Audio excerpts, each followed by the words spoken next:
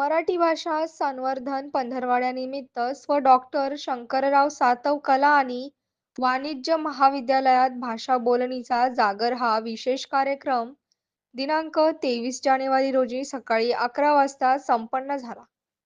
बंजारा सांस्कृतिक लोककला आणि ज्ञानोबा तुकोबाच्या गर्जनाने संपूर्ण परिसर भारावून गेला.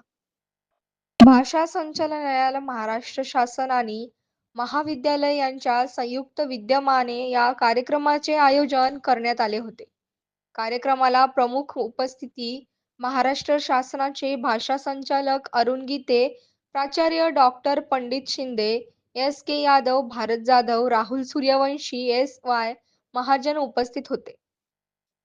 यावेळी मार्गदर्शन करताना अरुण गीते म्हणाले की महाराष्ट्रातील विविध बोलीभाषा या आपल्या सांस्कृतिक जीवनाचा अविभाज्य भाग आहे. स्थलांतराच्या काळात बोलीभाषा लुप्त होण्याची भीती असून त्यांचे संवर्धन करण्यासाठी शासन स्तरावर विशेष उपक्रम, शिबिरे आणि प्रचार प्रसाराची कार्यक्रम राबविण्यात येतील, असे यावेळी ते म्हणाले. व इतर उपस्थित मान्यवरांनी मराठी भाषा बोलणीचे महत्त्व वेगवेगळ्या पद्धतीने माहिती सांगितली.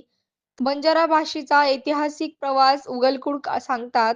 या बोलीभाषेचा शैक्षणिक अभ्यासात समावेश करणे व लिखित स्वरूपात जतन करणे काळाची गरज असल्याचे मत व्यक्त केले.